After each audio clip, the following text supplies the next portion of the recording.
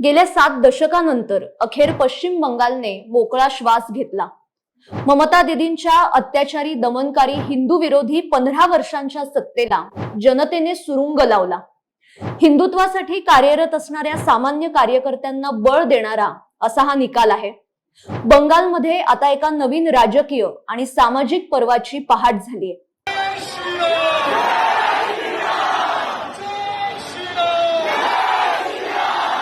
जनतेनेच परिवर्तनासाठी हा बदल घडवून आणला। या निकालाने पश्चिम बंगालमधली जनता अतिशय आनंदात आहे, उत्साहात आहे आणि हे आपण बातम्यांमधून किंवा सोशल मीडियावर सुद्धा तिथले व्हिडिओ येतायत त्यातून पाहतोय। पण विरोधकांना मात्र हा निकाल काही पटलेला नाहीये। त्यांना ईव्हीएम आणि निवडणूक आयोगाने मॅनेज केलेला निकाल आहे असं वाटतंय। म्हणजे पश्चिम बंगालमधल्या जनतेला काय वाटतं हे विरोधकांच्या दृष्टीने महत्त्वाचं नाहीये। पण हा एक गंमत आहे, हे फक्त पश्चिम बंगाल आणि आसाम बद्दल आहे। तामिळनाडू आणि केरळमध्ये सगळं काही व्यवस्थित आहे, म्हणजे तिथे ईव्हीएम सुद्धा व्यवस्थित होतं, निवडणूक आयोगाने काही मॅनेज केलेलं नाहीये, तिथे भाजप जिंकलेलं नाहीये ना, मग तिथलं सगळं अगदी ओके आहे। आता हा दुटप्पीपणा विरोधक कधी सोडणार काय माहित, म्हणजे किती तो बालिशपणा। आज भारतातील राजकीय पटलावर कोणताही पक्ष संघटनात्मक आणि वैचारिक पातळीवर भाजपशी स्पर्धा करताना दिसत नाही। कारण टीका करण्यापलीकडे, मुस्लिम तुष्टीकरण आणि हिंदूंचं खच्चीकरण करण्यापलीकडे हे विरोधी पक्ष सध्या काहीही करत नाहीये। आता हेच बघा ना, विधानसभेचा निकाल लागून 2 दिवसच झालेत, म्हणजे पश्चिम बंगालमध्ये भाजप सत्तेत आलीये पण सरकार अजून स्थापन झालेलं नाहीये। पण तरी सुद्धा पश्चिम बंगालमधल्या आसनसोल इथे एक दुर्गा मातेचं मंदिर आहे, जे 15 वर्ष ममता सरकारने बंद ठेवलं होतं। काय तर म्हणे तिथे स्थानिक तणाव निर्माण होत होता। आता हे मंदिर मुस्लिम बहुल भागात होतं। आता ज्या राज्यामध्ये दुर्गा पूजेला इतकं महत्व आहे, तिथेच दुर्गा मातेचं मंदिर बंद करून कोणता स्थानिक तणाव रोखण्याचा प्रयत्न ममता बानो करत होत्या। हेच एखाद्या हिंदू बहुल भागातली मशीद बंद कराल का? अहो, तुमच्या याच दुटप्पीपणाला पश्चिम बंगालमधली जनता कंटाळलेली होती आणि म्हणूनच फक्त ममता बॅनर्जींना त्यांनी हरवलं नाही, तर त्यांच्या संपूर्ण पक्षाला सत्तेतून बाहेर फेकलं। संपूर्ण पश्चिम बंगालमध्ये आणि देशातील भाजप कार्यकर्त्यांमध्ये उत्साहाचं वातावरण पाहायला मिळतंय, पण विरोधकांमध्ये मात्र दुखवटा पाळला जातोय। आपल्या महाराष्ट्रातले कागदी वाघ हे भावासारखे ममता दीदींच्या पाठीशी उभे होते, त्यांची बाजू त्यांनी लावून धरली होती। पण तिकडे बंगालची वाघीण जोरदार आपटली। आता त्यांचा बछडा यांच्या मदतीला धावून आलाय। निवडणूक आयोगाला हाताशी धरून भाजप खेळ करतय म्हणे।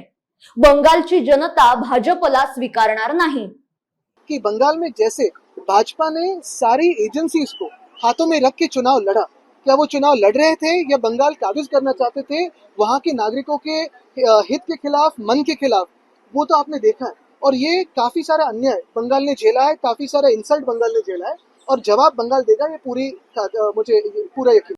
मातोश्रीवर बसून तुम्हाला कसं कळलं की पश्चिम बंगालच्या जनतेच्या मनात नेमकं काय आहे, म्हणजे तिथली जनता कोणाला स्वीकारणार कोणाला नाकारणार हे तुम्हाला इकडे घरात बसून कळलं?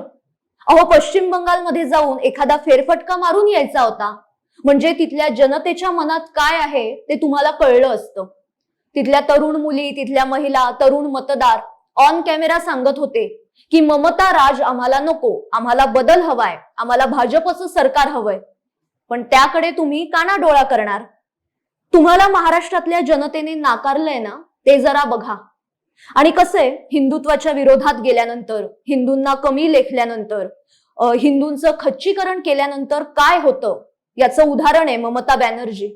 त्यातून शिका काहीतरी, कारण तुम्हीही त्याच मार्गावर चालला आहात। आणि बाकी बंगालची जनता सुज्ञ आहे, म्हणजे ते तुम्ही त्यांना सांगायची काही गरज नाहीये। आपले ते विश्व प्रवक्ते संजय राऊत, त्यांचं काहीतरी वेगळंच, काय तर म्हणे भाजप 365 दिवस निवडणूक कशा जिंकायच्या याचा सराव करत असते।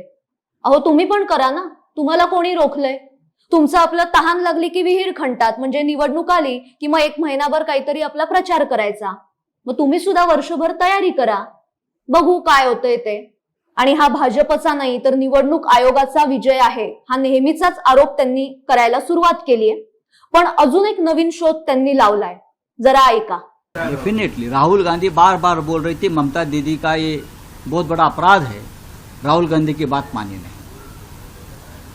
अगर राहुल गांधी जी के साथ ममता दीदी बैठती, चर्चा करती तो कुछ नतीजा और भी आ जाते. राहुल गांधी ने जो जो कहा है वो सच हो गया है. दूरदृष्टि वाला नेता है, विजन है उनको. राहुल गांधींनी ममता बॅनर्जींच्या सरकारवर गंभीर आरोप केले होते आणि आताच्या निवडणुकीत ते एकमेकांच्या विरोधातच लढले होते.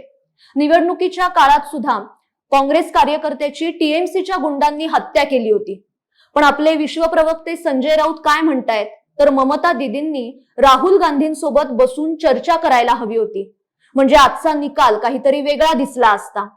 राहुल गांधी हे दूरदृष्टीवाले आहेत. आता हा जोक आहे, कौतुक आहे की टोमणा हे त्यांनाच माहिती. इतके दिवस ममता बानू वाघिणीसारख्या लढत होत्या, हे त्यांची बाजू घेत होते. पण अचानक निकाल लागल्यावर ह्यांची बाजीच पलटली. आता याचं कारण काय हे त्यांनाच माहिती.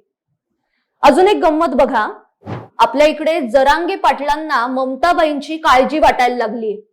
अशी कशी पडली ममताबाई हा प्रश्न त्यांना पडलाय. ऐका जरा. ममताबाई पार्टी वाटते कोणी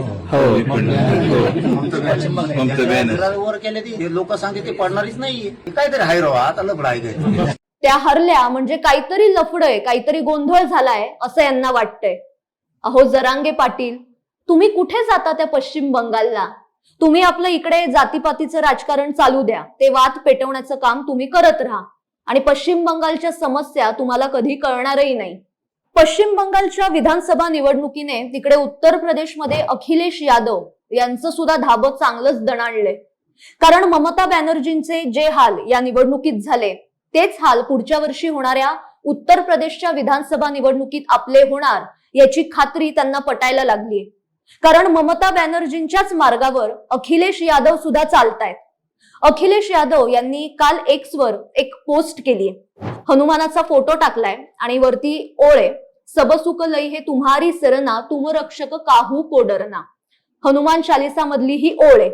म्हणजे एकीकडे मुस्लिमांचं लांगुल चालन करायचं, दुसरीकडे हिंदूंचं खच्चीकरण करायचं आणि आपण हारतोय, आपली राजकीय नौका बुडतीये हे दिसली की मग हनुमानाला जवळ करायचं. वा रे वा, काय ते तुमचं हिंदुत्व. त्या ममताबाईंच्या सयानीताई पण अशाच. पहिल्या टप्प्यात काबा मदिना करत होत्या आणि दुसऱ्या टप्प्यात अचानक हनुमान चालिसा म्हणायला लागल्या. हमारे हृदय माझे काबा नयने मदीना, हमारे हृदय माझे काबा नयने मदीना. जय हनुमान ज्ञान गुण सागर, जय कपीस तिहु लोक उजागर, रामदूत अतुलित बल धामा, अंजनी पुत्र पवन सुत नामा, महावीर विक्रम बजरंगी, कुमति निवार सुमति के संगी. अरे बेगडी हिंदुत्व आहे तुमचं.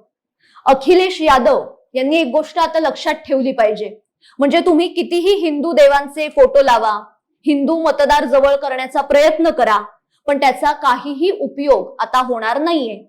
कारण दिल में है काबा, आंखों में मदीना अशीच तुमची अवस्था आहे.